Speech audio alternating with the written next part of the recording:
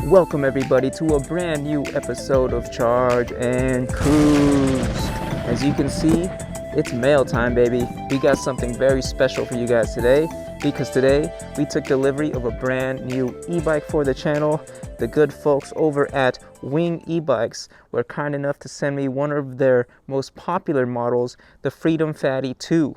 They also sent along a nice little accessory that we're going to check out later as a little bonus. So the box arrived really quickly. I think they shipped right out of the West Coast, so it got to me here over in California in just 2 days. Very fast shipping, and it looks to be in very good shape. So yeah, this is a brand new bike for the channel, guys. We're going to be taking it out on adventures as well as delivery gig shifts to see what it's all about, see how she handles. But I'm very excited to get into this. So without further ado, let's just crack into it. So first things first, let's get these annoying little straps out of the way. Looks like they used some really heavy duty staples to keep this box closed. Let's go ahead and crack that open. Oh yeah, nice box. They even have a QR code right here that has the assembly guide video. You just have to scan it and you're there. So here's a quick look of what's inside the box. As you can see, a lot of styrofoam, a lot of zip ties. Everything seems to be held together very well, and it looks very solid from here. Let's go ahead and take it out of this box. A lot of styrofoam, guys. Oh, nice. I think this is the battery over here. Yep, says 36 volt. Not too heavy. 36 volt. I believe this is about 14 amp hours. And yeah, this is the battery that came with it. It also comes in a 10 amp hour configuration. This is the 14 amp hour though. I believe the 10 amp hour configuration is about $200 cheaper. I think it's worth the extra $200 to upgrade to the 14 though. And look at this, we have a little UL certification sticker on there. This is very lightweight and this is very sleek. Let's go ahead and set this aside so we can check out the rest of the bike. We also have a seat. Ooh, pretty standard looking mountain bike style seat. Just a black with white trim. We got ourselves another box right here. Wonder what this is.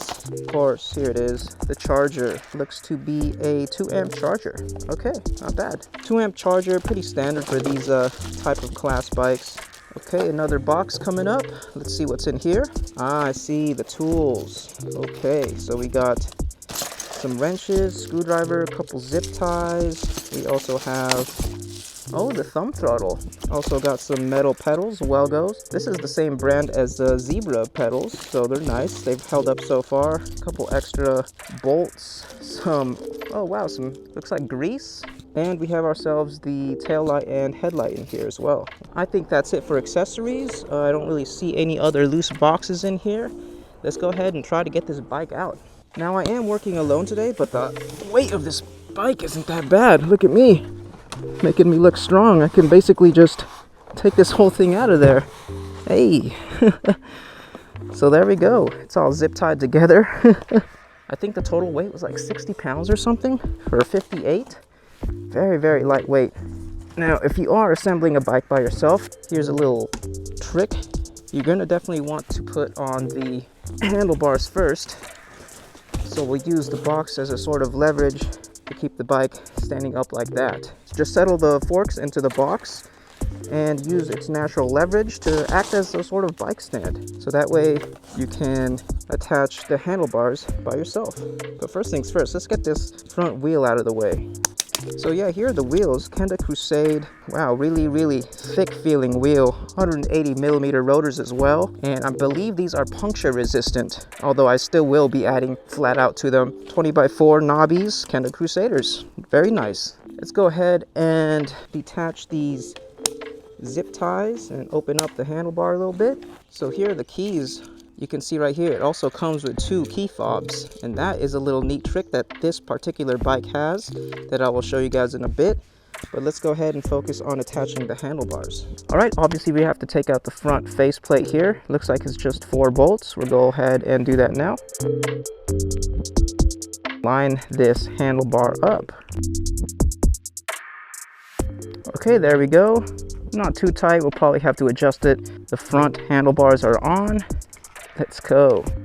You know what? Geez, let's get this bike opened up. I just realized it's still covered in styrofoam and zip ties. Oh man. Now, if you are unfamiliar with wing bikes, I think they've been around for just about 5 years. They have dealers and ambassadors all over the US, and I believe they have a flagship store in New York, which is also their headquarters or where they are based out of. As you can see, it's a very unique style frame, very sleek, and looks very rigid. Death to all zip ties. As you can see, it also comes with fenders. They're plastic, always a bonus when bikes come with fenders. So now that we got the handlebars ready to go, let's go ahead and flip the bike over so we can attempt to put on the front tire. This piece of extra cardboard was actually in the shipping box, so maybe they did this on purpose, but a nice piece of flat cardboard to keep the ground a little softer. Okay, I wanted to roll it, but it's so light that I don't need to roll it. Always use the box as a tool, guys. Let's get the rest of the zip ties off this thing and work on that front tire. All right, here's the front tire. Yeah, it looks pretty simple. It's not a quick release or anything. We're gonna unscrew this bolt. It's pretty loose already. Also, of course, there's always the little brake pad protector thing. Toss that. Let's go ahead and line up the tires and the brakes and the rotors and everything along with it. Let's do the spin test. I'm hearing if there's any sort of scraping on the rotors, but it seems pretty good. Wow, first try. Flip the bike over, get it on the kickstand. All right, there we go. It is about 80% complete, and you can follow this method for basically any bike, using the box as a tool to help with the front tire, finding some sort of cardboard, flipping it over, because it's always a little bit of a mission when you're by yourself, right? So let's go ahead, put the seat on, put the pedals on, probably the fenders, the lights, the thumb throttle, just the little stuff, right? But the main thing is basically done. Okay, this is interesting. I didn't notice this from before, but it's not like a quick release seat. I believe you can just hit this little bolt right here to tighten it whenever you want to adjust it, which is an okay feature, I guess. I'd much rather have the quick release just for ease of access, you know, so you don't have to carry around a little hex tool. I mean, if you have a really nice seat on there, which I do plan to have, people will just be able to yank it off, so it being locked is decent. So yeah, no quick release, but not too much of a hassle. While we're at it back here, let's go ahead and try out the tail light, which is integrated. Looks like you just gotta clip it. Let's just go ahead and chuck that in there. Ah, nice. Now next up is the throttle. I believe the thumb throttle goes through the light like this. The wire for the light is in here as well as the thumb throttle. So it looks like a Juliet. You just plug and play basically. There we go. And we'll stuff everything back in here. And here is the front light right here. Same sort of clip as the rear tail light. Got the thumb throttle. Let's go ahead and try to get this guy on. Okay, looks like we have to do a little bit of modifying to get this thumb throttle on. First things first, we're gonna have to remove these handlebars. How you do that is you pop this little plastic cover piece that's sitting here on the end, and then we're gonna go ahead and loosen this bolt up to pull this out. We're gonna loosen the display, the horn, and the brake lever. We're gonna push it into the handlebar so we can make some space for the thumb throttle right here.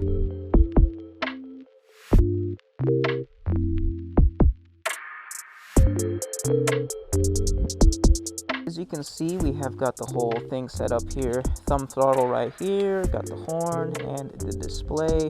Was a little confused at first, but then I realized you just had to take the grips off, which by the way, these are really, really nice grips. Seriously, super nice rubber. All that's left is to put on these Well-Go metal pedals and the fenders, and we're almost there, guys.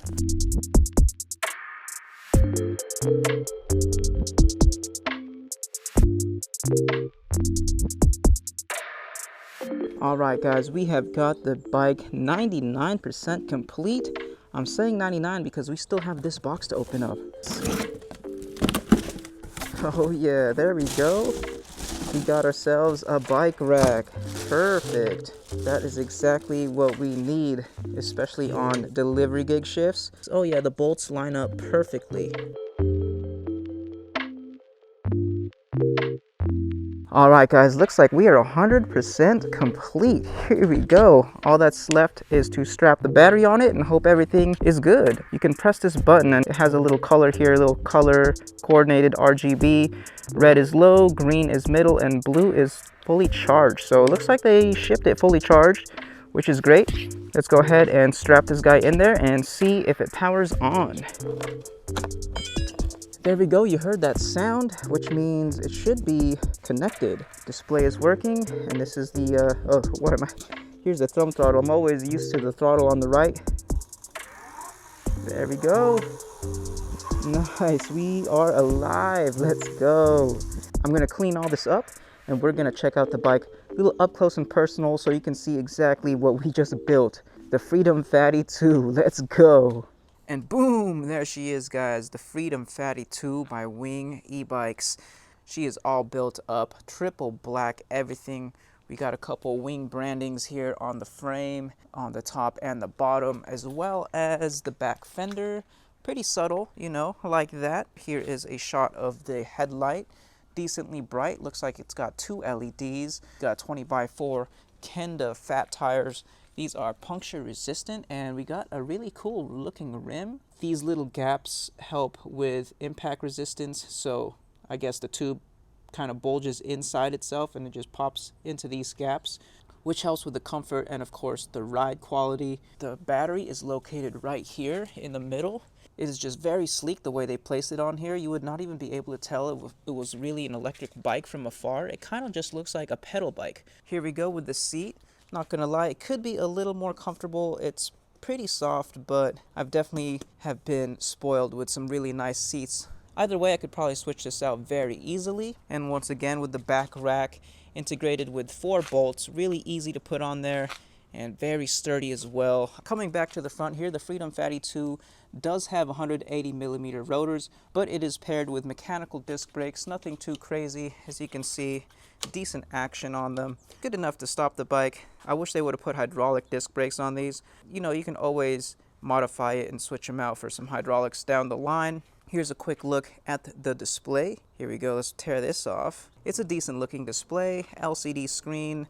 I wouldn't really call it multicolor, but you got yourselves the normal stuff you see. Has 5 levels of pedal assist, 1, 2, 3, 4, 5. It also has a walk mode if you hold on to the minus button. Here is the headlight, and I believe these are the battery bars, odometer, and speed. Pretty standard stuff, no complaints really, just a standard display. You also have the horn here. Pretty loud. I think it's in the frame behind the light, the way we built it. Got the thumb throttle here. I'm not going to press it because the bike is on. And man, I really like these grips. Honestly, the best grips that I've had on any of my bikes. I don't know what kind of rubber compound they use, but it is sticky. And of course, the wing tips so you can rest your palms on there. As far as the handlebars go, it's pretty straightforward. Reminds me a lot of mountain bike handlebars, you know. It's just really straight, no real slope, but really nice for pedaling. This bike kind of forces you up a little bit into a really nice pedal stance. That's what I really like about it, because it is most definitely a pedal bike. And you got your Shimano rapid fire shifter here. Got 7 gears, nothing too crazy. And of course, here is the motor. It is 750 watt. It is branded Wing, but I'm pretty sure that it's a Bafang motor. We got a nice thick derailleur guard right here, and it looks like it done the job. But yeah, we got ourselves a nice 7-speed turny Shimano derailleur that most of these e-bikes come with.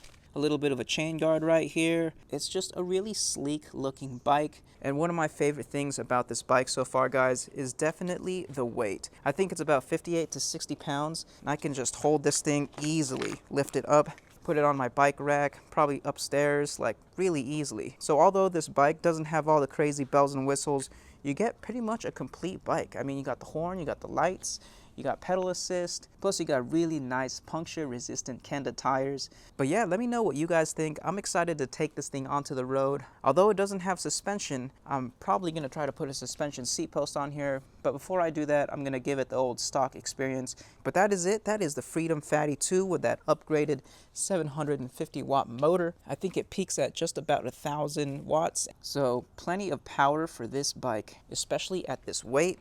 Let me know what you guys think of the frame design. It's definitely growing on me, and it's definitely a sleeper. It's very hard to tell that this is actually an e-bike. It's just so thin and sleek. So make sure to subscribe and like this video if you haven't already, and keep an eye out on this channel for more Freedom Fatty 2 adventures. We're gonna put this thing to the test, range, speed, all that stuff. You know how we do it out here. But until next time, guys, thank you for joining me. Take care. Farewell.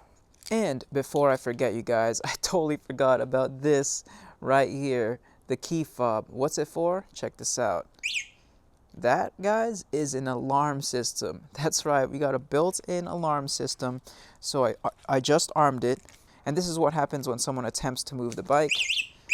Oh, hey, chill, dang. And it gets louder and louder as you attempt to move the bike.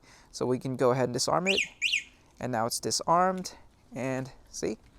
Now we can move the bike. But yeah, pretty cool little feature. It doesn't lock the tires or anything like that, but is definitely a good deterrent, especially if you're just dropping in for a quick cup of coffee, something like that.